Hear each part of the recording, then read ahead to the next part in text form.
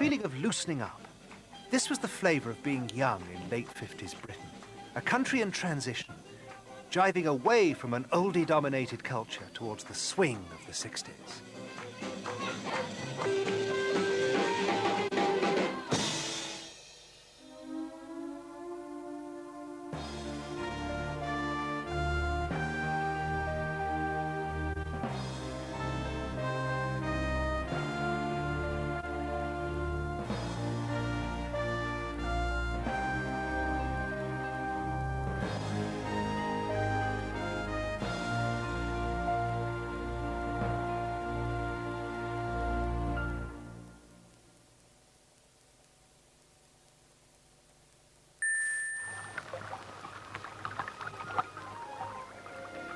It's tingling fresh. It's fresh as ice.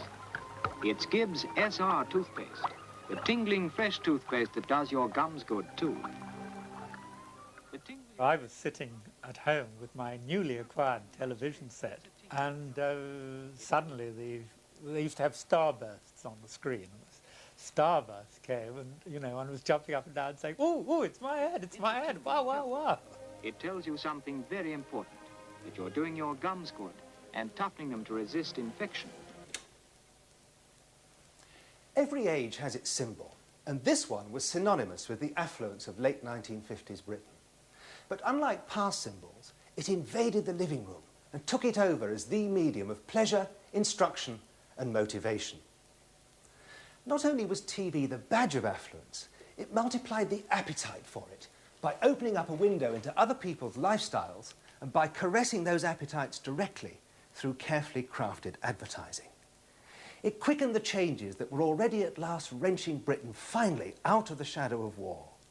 And with the disappearance of those old certainties, there was the beginnings of a less deferential, more acquisitive, less communal society, not at all sure of its place in the world. Even then, one had David Ogilvy's famous dictum, "The consumer's not a moron, she's your wife." And that was certainly said about that time, and was said about television advertising in the States, and something one felt very strongly about. So I don't think we're thinking of people just as consumers. I think if you're looking at a social thing, I think we thought, and I still believe this incidentally, so that television and advertising and that whole marketing thing, whereby you put what people wanted first, and then tried to get society or manufacturers to provide it, was a very powerful engine for change.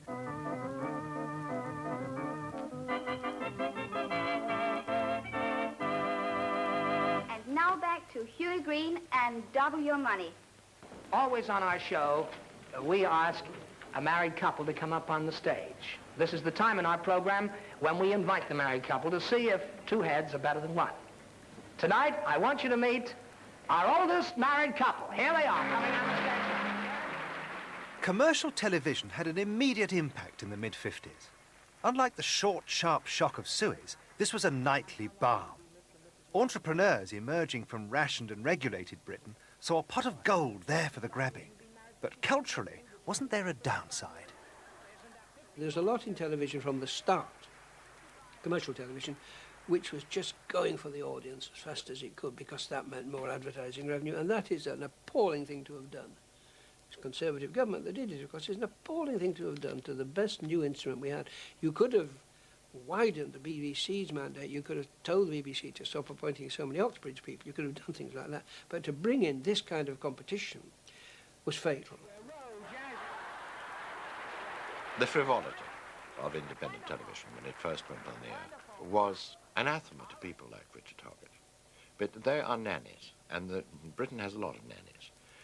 Mary Whitehouse, downwards, sideways, university people, the church very often, constantly looking after our own, other people's welfare. My view has always been that people can look after their own welfare, and that a bit of fun doesn't go amiss. Commercial television, I don't think, made Britain a better place or even a worse place to live in. What it did was it gave the public greater variety when it came to sitting at home viewing shows.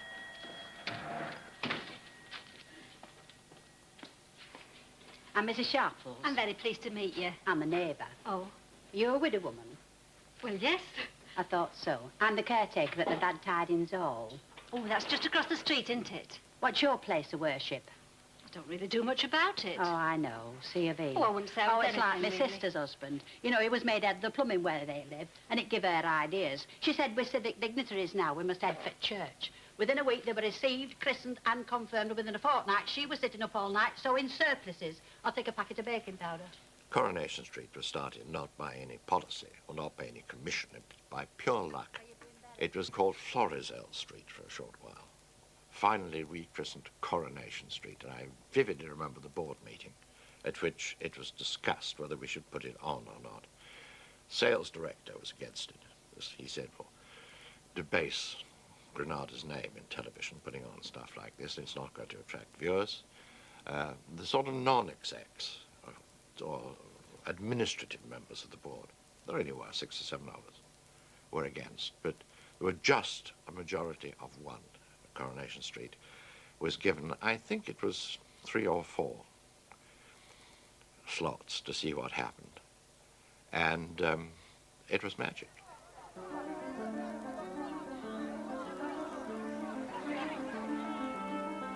Something less than magical was happening in urban areas where Black Britain began to move in alongside white.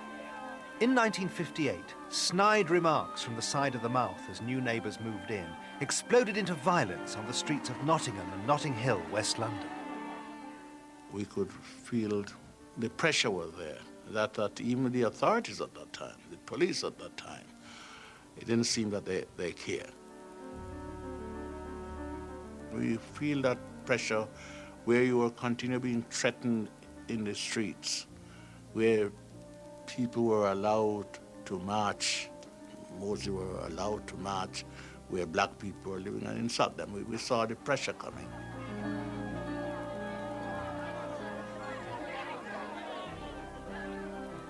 The riot developed. We were getting the worst of it. We were getting the worst of it until Hughes decided that we're going to fight back. And they sent a message that they were coming for us the Saturday night. And we prepared for them. And when they came, we attacked before they did, and they ran away. ITN sent a multiracial team into Notting Hill to capture the fears and anxieties of its residents. Have you got anything against these coloured people who live here? Well, not the majority. You know, they're bad. You know what I mean? I think we've got the worst in Notting Hill. You do? Yeah, because you know they've got girls on the game and all that, and you know, it's just I think we've got the worst. You know? Is this question of living on women a specific thing in this district? Yes, it is rather bad round here. Why is that? I don't know. Maybe it's the overcrowding. But my own personal opinion is this: that I happen to know plenty of white people who can't get a home. Yet these people continually come in the country, and even these children have got much to look forward to as far as getting married. They're going to get a bit older, aren't they? They can't get homes. People round the corner waited 4 years, I know, with a child. Well, why can't the coloured people get homes and the white people can't? Well, from what I understand, that they all club together and they simply buy a place up. Just like that. Well, why can't the white people do that? Because the money's not there. Did you feel you had to protect yourself with more than your fists? We had to protect our home, and I think in protecting your home, you protect your home with anything. What did you have ready? Can you tell me? No. But we did protect ourselves. I mean, we see ourselves like Britain at war against Germany, protecting ourselves with anything. Can you recall your feelings when you heard news of the riots, when you read about the riots? Well, I think I was unsurprised, but I wouldn't put it higher than that or go into greater detail than that. I think was a surprise to me, probably at the time, the violence and the virulence of it, and certainly very saddening to me, because the high-minded principles I'd had were obviously going to be buffeted in many, many ways from that time on, and here was a new strand in British politics that hadn't been prepared for by Beveridge. There isn't not one of the 5 giants is racial prejudice. In early September 1958, the Cabinet is confronted by a problem which it simply wished would go away. The riots in Notting Hill and Nottingham had shattered the illusion that the Queen's subjects, whatever their countries of origin, could all of them live in harmony in the United Kingdom. The Home Secretary says the disputes arise out of employment, housing and, in some cases, women.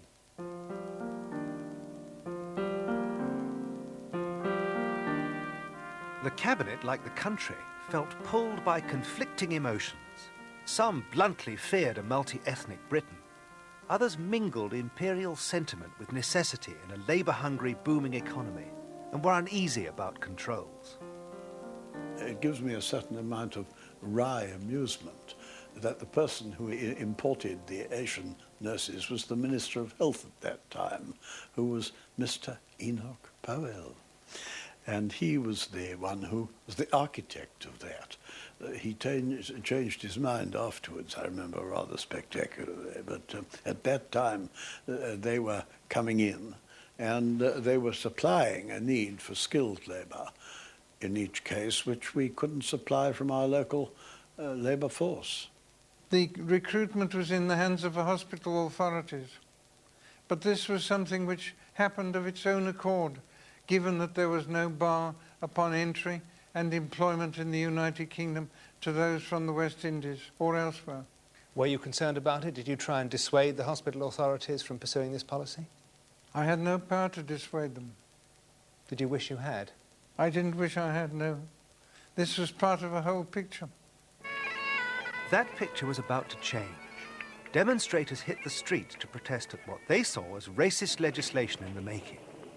Home Secretary Rab Butler was reacting to increasing immigration and to the argument that under existing law, over 750 million people could claim residence in Britain. The fundamental belief about the Empire and Commonwealth and immigration was civis Romanus sum. I was a citizen of the Roman Empire. Civis Britannicus sum. I was a citizen of the British Empire. And that was very deeply embedded in people. Now, the proof of that is that when Rab did bring in his act in 1961, the opposition in the parliamentary party was enormous, enormous. And people throughout the country who were conservatives said, this isn't right. These people mustn't be denied the right to come here. Civis Britannicus sum. I was terribly upset when I was now being labeled an immigrant. I mean, when I came here, I was a British boy, and everybody saw me as a British boy. The people in the street saw me as a British boy. I was introduced as a British boy.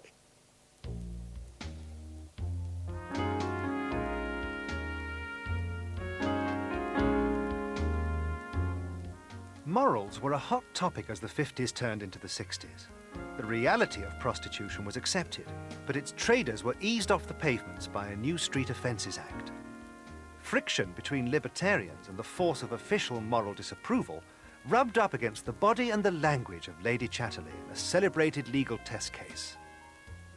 He kept reading passages out with the word fuck in them, is that good literature? And I said the question's beside the point. It's relevant to that part of the text. And anyway, the word fuck is common enough. I just walked from the Tube to the Old Bailey. I've heard some workmen talking. They couldn't complete a sentence without saying fuck. And part of Lawrence's point was to revive the word for proper use. What I do know, apart from much that was fascinating and funny, was that in my world, as I stood there for all that time, facing this terribly upper crust, terribly narrowly prescribed culturally, Crown prosecutor, it became to me unconsciously a conflict between two kinds of England, two definitions of England. He was all the old establishment kind, keep the workers down, don't let them read dirty books, etc., etc. He even sneered at the university I taught at because it was provincial. And he put my back up. I kept cool about it, thank goodness, but he put my back up because I realised that everything I'd been working for 15 years since leaving the army was being brought into question by this muffled, encased, encapsulated, congealed intellectual idiot, really. And so we fought. I mean, we just fought straight out. And I think we won. For some, permissiveness began with the unleashing of Lady C's F-word. Cinema, too, was showing signs of change, though its regulators were at first nervous about replacing kitsch with kitchen sink. Real life could be depicted, but there were still limits to its rawness. We were all new people, all coming together to make this movie, which was very, very difficult to get money for. Harry Saltzman, his first big movie, he had the hell of a time to get money because people said, who wants to see a film about this kind of person? You know, it's they want musicals or adventure. They don't want to see this grim, terrible stuff. It's not a bad-looking girl, was she? Sharp and all. Aye. Still going round with this married piece, ain't you? Do a good job when you're married. That poor husband will be able to get a bit of rest then. Serves him right for being so slow. Should make her like being in bed with him. Then she won't come out with a bloke like me. You'll get your face bashed in one of these days. Don't worry. I can look after myself. Just you be careful then and use a bit more sense. I'll watch it. What they couldn't do in Saturday night and Sunday morning was have a woman try to get an abortion and succeed. She could make the attempt, but she could not succeed, nor could she be made to say that she had succeeded, even if you didn't show her succeeding. I don't know. Work tomorrow.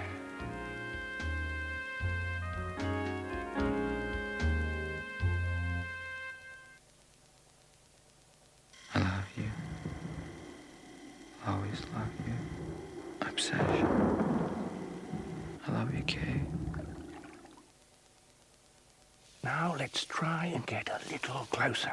Yes, the nocturnal activities of this species are fascinating. While some nibble delicious wafer-thin after eights, others hoard for the long night ahead. Here we see a challenge to the dominant male, who's already clearly marked his territory. With awesome eyesight, this creature spots one lone after eight, swoops and devours mercilessly. What?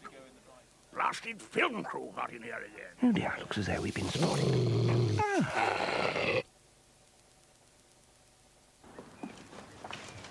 Morning. Morning, Dad. I'm getting breakfast, Grandad. You sit here. Thank you. Cornflakes? What the... Oh, go on then. Delicious golden flakes of corn drenched in ice-cold milk. Now can we go and play, Grandad? There's no rush. Kellogg's cornflakes. Have you forgotten how good they taste? Isn't it a bit late to go shopping? It's way past Dad's bedtime. Oh, that's great, thanks. Have you got the other one? Looks like your mum's having a party. Can I come? I'll get back to you on that one, okay? Great, crackers. Suppose we'll have to wear those silly hats again. With late-night shopping, specially prepared party trays and bagpacking, you'll find Safeway has everything you need this Christmas. Those are my jelly babies. Here, look, Harry. There's a letter from Santa. Santa? Really? I haven't got the heart to tell him. Safeway, lightening the load. Come on, you can do it. Don't let me down. I need this music to finish this marathon. What? Is he talking to me? Doesn't he remember he gave me Energizer batteries? Just a little longer. The cheek. We've been running together for ages and he hasn't changed my Energizers once. Almost there. Mind you, I don't think he's changed his socks either. Energizer. Longer lasting batteries.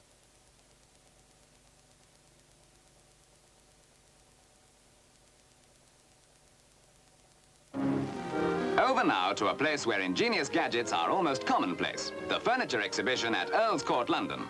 The accent here is on the home, and here's something that will be made good use of in some homes, a portable cocktail cabinet. Think what a wonderful bedside cabinet it would make. By the late 50s, the accent was powerfully on affluence and a glitzy, gimmicky style of home consumption. The Voice, too, was still upper class and deeply patronising towards women. But behind the stereotype, thousands of women who'd not forgotten their years in the war factories through the days of domestic child-rearing which followed were itching to rejoin the labour force, despite still powerful assumptions about married women staying at home. In the kitchen, and that's where most women spend most of their time, we find labour-saving innovations like an oven at eye level. And about time too, eh, girls?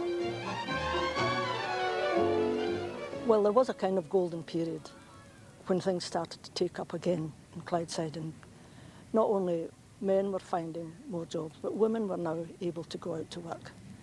And instead of a one-wage family you were getting, a maybe part-time 1.5-wage family, and there was a general feeling of a bit more affluence than we had ever experienced. Ordinary working class people were able to buy wee cars and start from the bottom. For the first time ever, people, your mum and dad could actually own a car. That was incredible.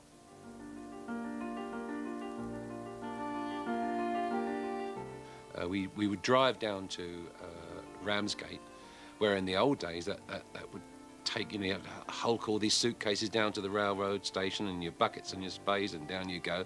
You could stop off if you wanted to, you could do anything you wanted. And all these wonderful cars were coming in. People could actually start to afford them.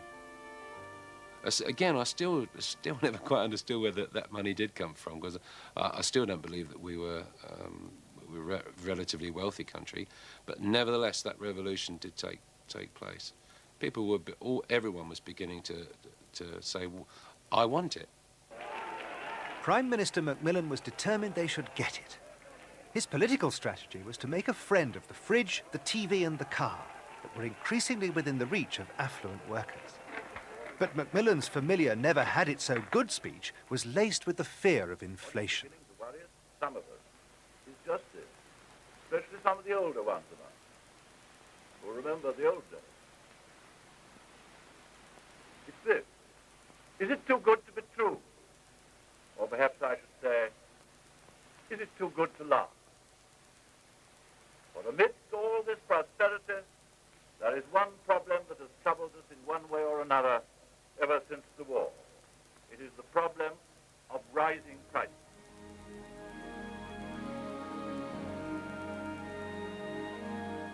Despite the growing affluence of the late 1950s, Macmillan's private fears about the long-term vitality of the British economy were shared by some who had brought a different cast of mind to the problem of relative decline.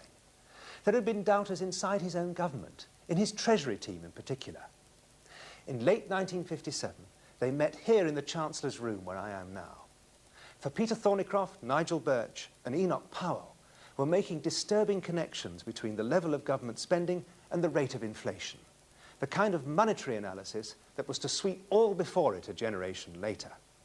But at this stage, they faced fierce resistance from their Conservative colleagues, who could not contemplate any slashing of the welfare state or a return to pre-war unemployment. Dear Harold, he was a great spender. He'd been brought up in areas of great unemployment, and he thought writing cheques was the best way of dealing with it. Well, this wasn't my view, nor the view of my junior ministers. Well, it's difficult to realise now how strange and unfamiliar to people in politics was the fact that if you borrow from the banking system instead of from the public, a certain excessive amount, you're in for inflation and you're creating inflation. In fact, that inflation is a creature of government. It was that principle which the Treasury Ministers discovered in 1957. The argument turned on what kind of budget would be prepared for 1958. Peter Thornycroft wanted public spending to be held at 1957 levels, but this would have eaten into funds earmarked for the still cherished welfare state. Family allowances, of course, were an essential part of the whole beverage concept. And the Conservative Party has always prided itself on its concern with the family. And therefore it seemed to me that to knock, as was proposed, 50 million off that would be very damaging indeed to our system of social security. It was certainly not a position that I was prepared to accept. I came across the other day, I'd written out my resignation letter, which I had written out in case the Cabinet accepted it. But the whole thing was quite ridiculous, because it was 50 million, which was extremely important, 50 million pounds, extremely important from the point of view of family allowances, but in the totality of the national finances was really quite marginal. Well, I went back and reported to the Treasury, and I told them that in my judgment we were unable to obtain the policies that we desired. I told my colleagues that I had thought the thing over that evening, and that I proposed to lay down my responsibilities as Chancellor. I went out of my way to say to them that they were under no obligation to follow me. And what we have to decide, said he, is whether it's good enough. And I said, shall we follow the procedure in the House of Lords where the junior baron speaks first? And he said yes. And I put my hand on my left breast and said, it won't do. And Nigel Burt said, I don't think it will do either. And Peter Thornycroft said, no, it won't do.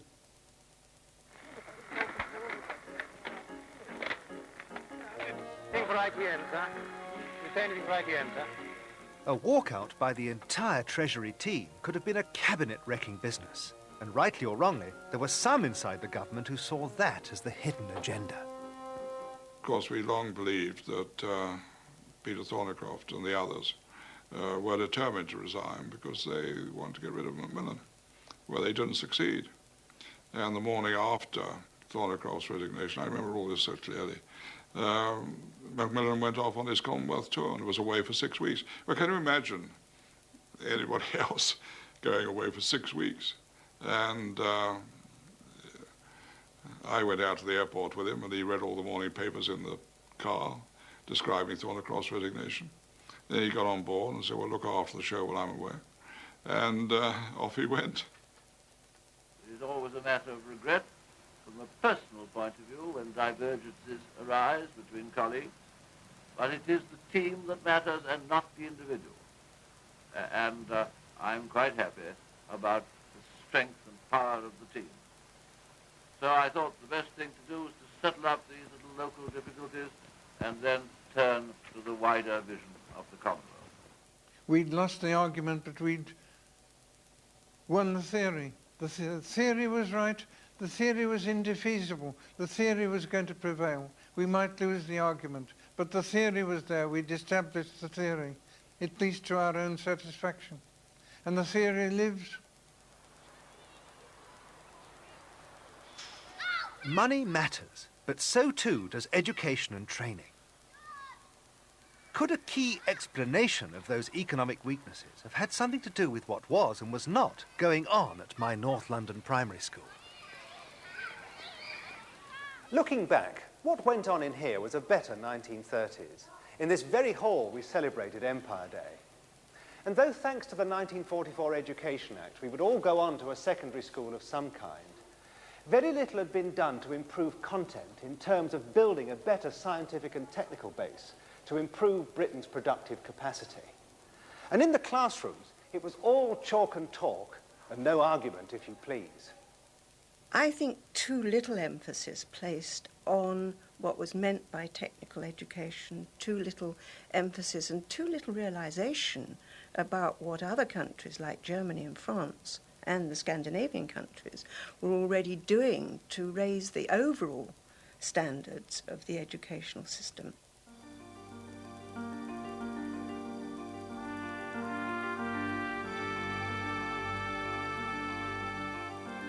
Most kids left school at 15. Many went straight into apprenticeships with Britain's traditional craft industries like shipbuilding. You learnt on the job, and those jobs still seemed plentiful and permanent. But the skills taught, like the cramped riverside shipyards themselves, all too often reflected Britain's pioneering days. By this time I'd become director and general manager of Lithgow's, and I was responsible for the order book, and we had an order book just unbelievable that stretched for 10, 15 years. From people like BP saying, build us a tanker every year, as big as you can, Lyle Shipping, Paddy Henderson, Hogarth, one a year, and I could have projected it indefinitely. But we didn't make firm contracts. We didn't get signing installments. And suddenly in 1959, it all disappeared. No matter how hard we tried, we could not meet the economies necessary to compete with countries abroad. Countries like Japan, Korea was in it at that time, Spain was also into it. I dare say most of these yards that were being built up at that time were all brand new from after the war, where we were still working with the same old companies, the same factories, same cranes.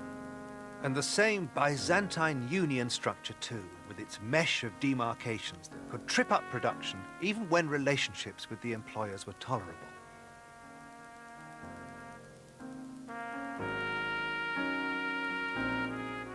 There was a lot of strikes in this river here, in addition to the national strikes that were put through probably almost annually to raise the standard of the wages and try and keep them abreast of inflation. That perhaps didn't develop into a strike, but maybe threatened a strike. But you also had domestic strikes, demarcation problems, maybe a local wage claim, a domestic wage claim. One yard found out that other tradesmen in another yard were getting a bit higher wages. They would try and sort of leapfrog theirs onto it. They would try. Because of the hardships that many of them had suffered in the interwar years, I suppose understandably looking back, demarcation had arisen. And you never met all these unions together. You had to meet separately. The Boilermakers, I always remember, had a motto we used to laugh about. That was called, "What we have, we hold." Even if labour relations had been different, technological backwardness would still have hobbled the economy. The old had a romance about it, especially where steam met metal, that the new simply couldn't match. The passion for steam was quite strong because people took pride in their work. It was a living piece of machinery because it spat back at you and covered you in steam and did all sorts of things to you and covered you in oil and smoke. You didn't get that to the diesels. The diesel, you just pressed a starter and the engine started and you ran and then you stopped. So there was not the same passion, and even the appearance of a diesel was like a private car, just an engine covered with a piece of metal. Britain's greatness had been built on steam and empire. Our minds were still coal-fired when the rest of the world, including old imperial markets, had moved on. The loco behind me, we built this 1956-57, and that was for South Africa. That was the second last order we had for steam. The last order we did build was for Nyasaland about 58-59. That was the last of our steam orders. We couldn't deliver to the continent because Germany was building. They were building locomotives for the continent, so our market had just more or less died. I remember going out as a young chairman to check our markets in India, which seemed to be declining in the late 50s, 57, 58. And I asked the Indians whether our machinery was still going good, and they said, "Oh yes, your machinery has a great reputation." He said, "When we unpack it, we know it will last 100 years, he said. But compared to some of the German machinery that's coming in now, it looks as if it has lasted 100 years when we unpack it." Despite Macmillan's buoyancy in public about the prospects of unlimited affluence, we now know he harboured secret doubts about the weakness of the British economy.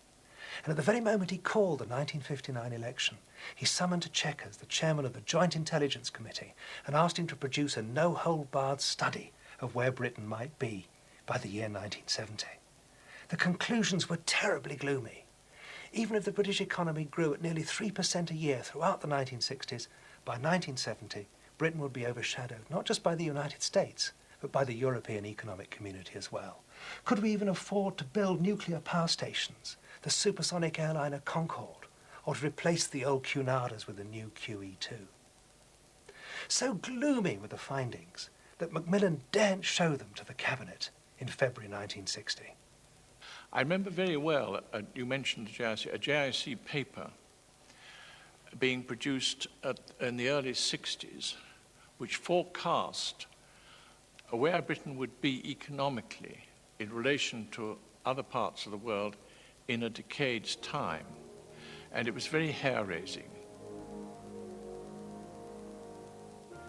People were very reluctant to face up to the fact that our circumstances had changed. It's like people living in a marvelous country house full of wonderful pictures and marble floors and tables, who suddenly wake up one morning to find the roof leaking and all the wood covered with dry rot.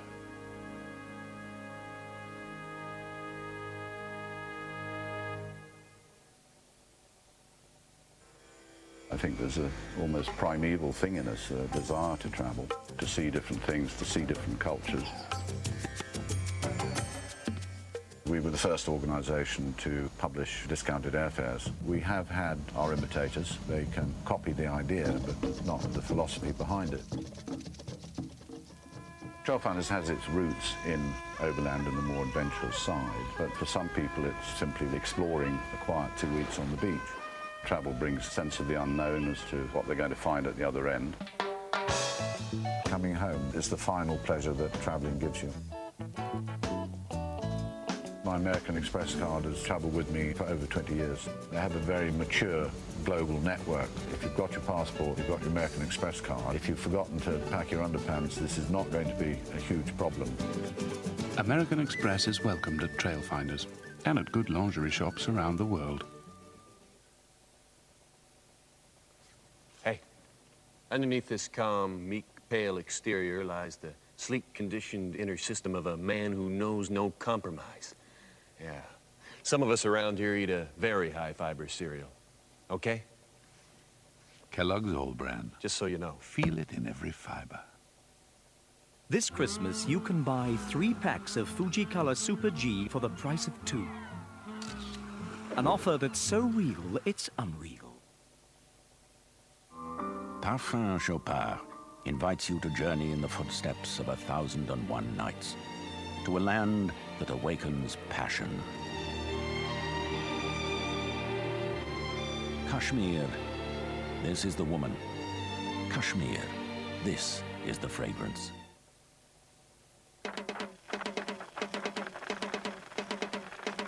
Duracell now lasts even longer. Our unique new extra active formula means camera flashes now take up to 51 extra pictures. New Duracell Extra Active for extra life.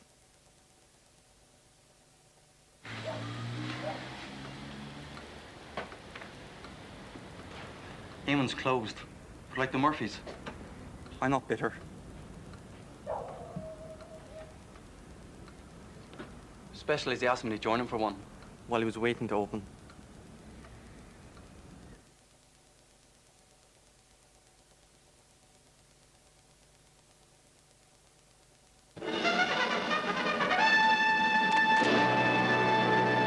Cassidy Airfield on Christmas Island in the far Pacific.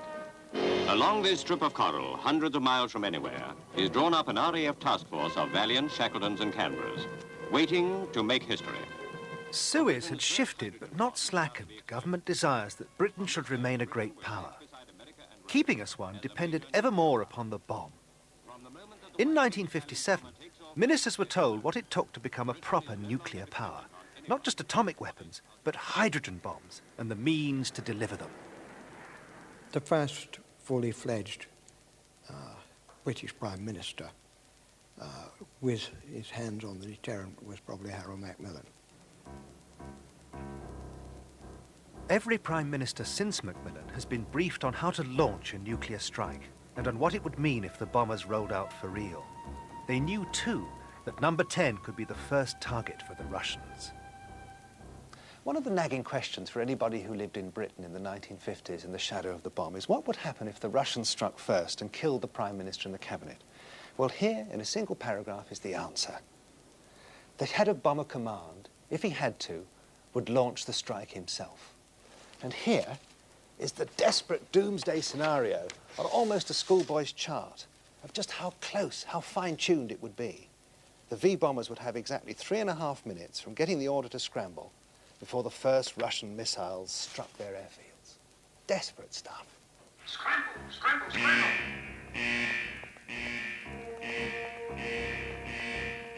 The doomsday drill was exercised endlessly. The bolt from the Blue Plan, the headless chickens contingency, has been one of the best-kept secrets since Britain acquired its nuclear weapons.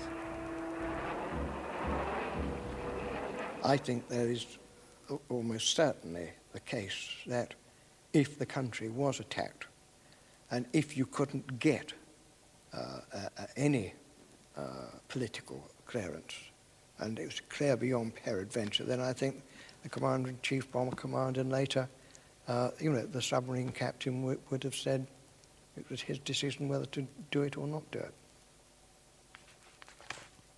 Those in the know were kept to a tiny circle. Frank Cooper, a highly nuclear civil servant, was in it. The decision to launch that strike going to a man in uniform seemed to me a very unlikely thing ever to have happened. But, supposing everybody was dead, all the politicians were dead, the country had got to have some kind of leader. Where else are you going to get the leader from? You probably almost certainly have had to have had a military government anyway. The countdown leading to a blinding burst followed by the spiralling, radiation-sodden mushroom cloud hung over life in the late 50s like a potential shroud.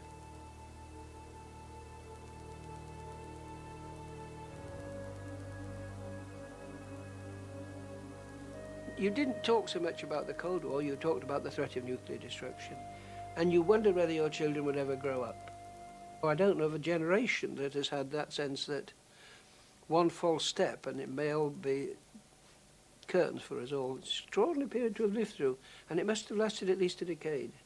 I can remember sitting on a committee working out the horrors of the H-bomb as distinct from the much more modest A-bomb. And although it seemed like Never Never Land at the time, we did work out these theoretical methods of keeping on the government. Can you remember which hole you would have gone down and whether you would have been with the Prime Minister and the Home Secretary and where it was and what you would have done about the family? I think I was destined to go with the Home Secretary and had a ticket of a particular colour, and I can't remember what would happen to the family. Well, it's a hard road. The peace movement took off in 1958 as the first hydrogen weapons were being prepared for the V-bombers. It reformed as the Campaign for Nuclear Disarmament, which took pressure grouping to new heights. Have you enjoyed it? Yes, very much. What do you feel you've achieved by it? I think that this march has given a great many people in all walks of life and all shades of opinion the opportunity really to express their feeling in a direct way, not simply by writing letters and going to meetings. It's been a real direct expression of personal feeling for many people.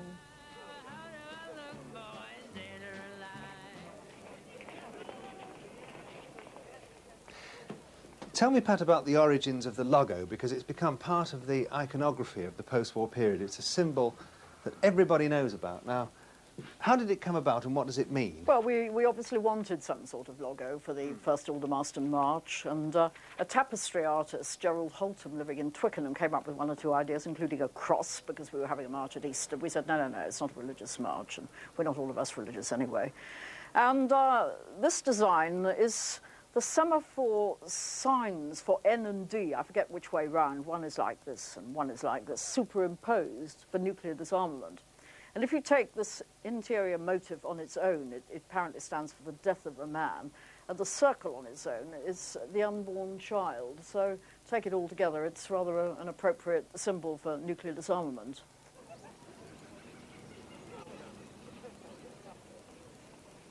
In 1958, not long after the first Aldermaston March, a lot of publicity began to develop around the potential construction of the Thor intermediate range ballistic missile sites, rocket bases as we called them in those days, in the eastern part of Britain. About 50 of us went from Swaffham to North Pickenham and attempted to actually hinder the work by sitting down in front of the lorries that were carting the materials about, sort of climbing into the concrete mixer and up onto the concrete mixer and this sort of thing. We were given very rough treatment by both the workforce and by the police and the military police there.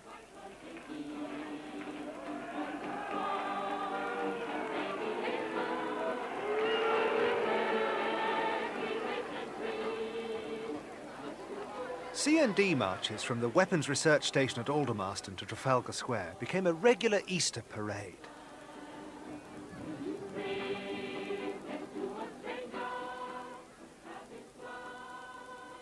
Despite the protesters, Macmillan and his ministers saw the hydrogen bomb as a potential leveller, not just of cities, but of great powers too. If she possessed it, perhaps Britain could keep her place at the top table alongside America and Russia, even without armed forces or an economy to match theirs. But despite the H-bomb, the cabinet worried about the other sinews of great powerdom. Certainly the Empire wasn't going to keep us in the Premier League. It might not survive much longer thanks to growing nationalism. So the priority was to dispose of the colonies with as little hemorrhage of blood and treasure as possible. And already Macmillan's mind was turning privately towards Europe as a way of sustaining Britain's cherished great power role by another means. Macmillan chose candour. Even in front of the most resistant white audience in South Africa, he insisted reality was blowing in the wind. It takes different form, but it is happening everywhere. The wind of change is blowing through this continent. Whether we like it or not, this growth of national consciousness is a political fact. Macmillan's speech was crafted by David Hunt, who penned the phrase that has gusted through history. The phrase was meant simply to be a statement of fact that numerous changes are taking place in Africa. That's all. I didn't say the wind of change, 3 hearty cheers, the wind of change, boo. Simply said there are a lot of changes taking place, and it is up to us as statesmen to adapt ourselves to those changes. Just occasionally you read a cabinet minute and you can feel British history beginning to tilt.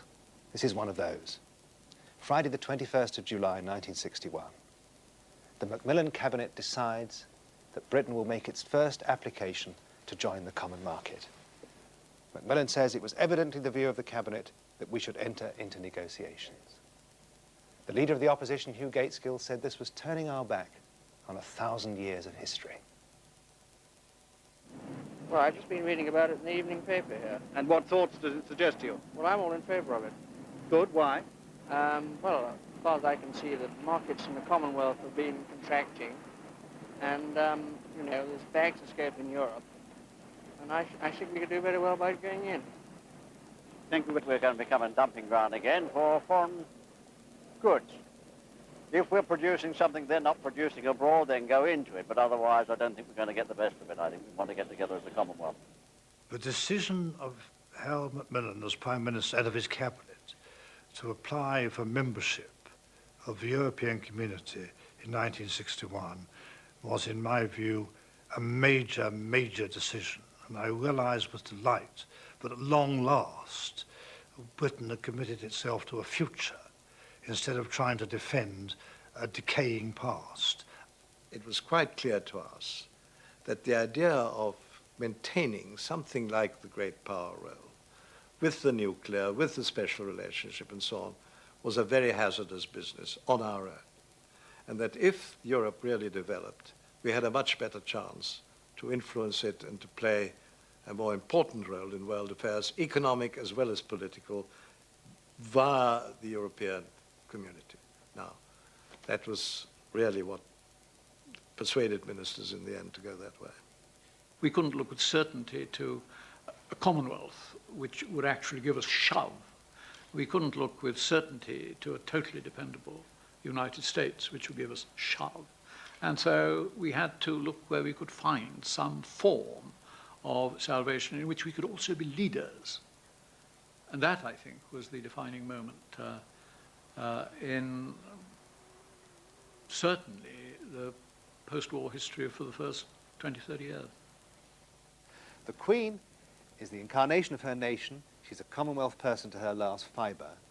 Did she worry about Britain repositioning itself in the world geopolitically in terms of its tilt towards Europe, what that might mean to the Commonwealth, what that might mean to her? Yes, I'm sure the Queen, I'm sure it gave her concern, but there again, long training as a constitutional monarch could say, well, what comes, que sera, sera. It's said that Her Majesty the Queen Mother was the one who made her Well, Euro reluctance absolutely plain. I think the Queen Mother was, yes, I think so. She doesn't like change too much. Queen's quite good at change. Quite good. The minds of ministers and civil servants in Whitehall had grasped that Britain's economic position required us to fashion a new, more European place for ourselves in the world. But the heart of the country as a whole was way behind, still beating to the tunes of 1940s Britain.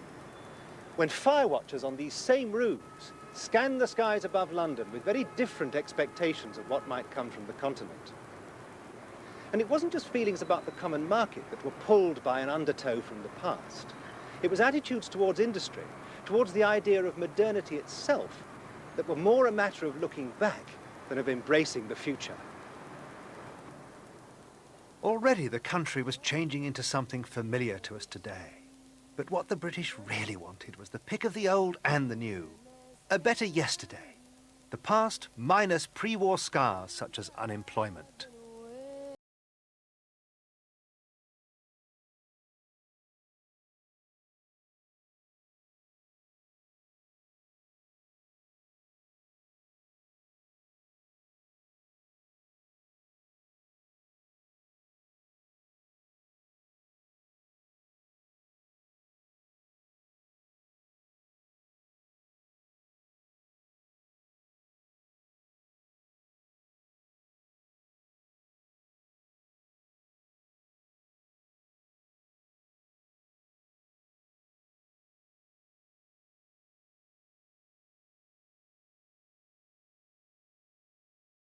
Full employment was absolutely vital to the achievements that were made, and we see even more today how important that maintenance of full employment, never rising above, 3% until the 70s, really.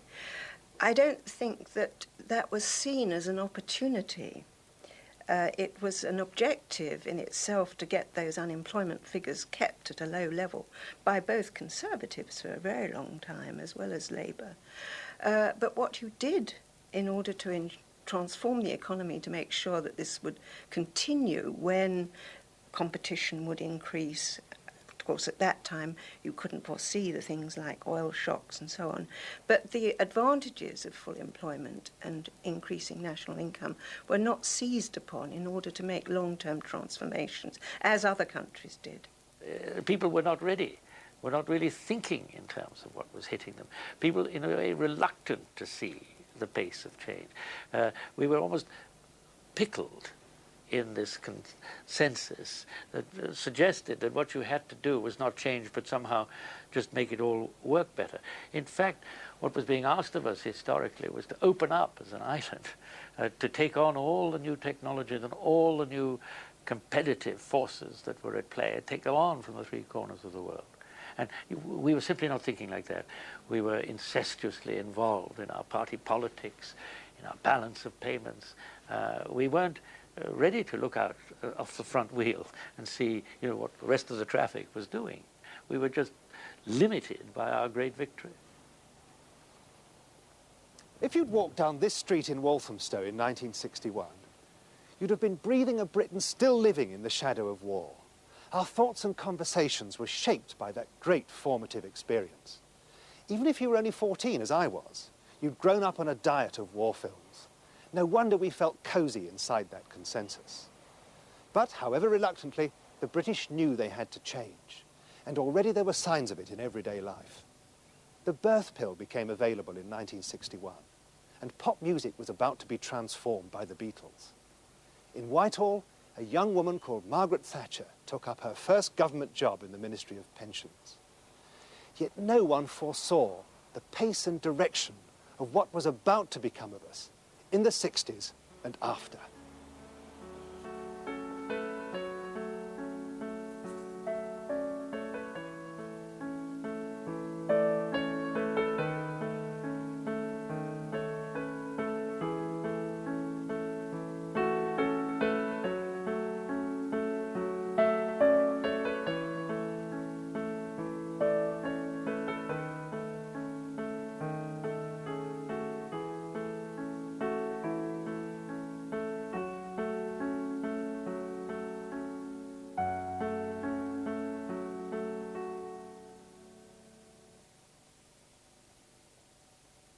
The camera never lies.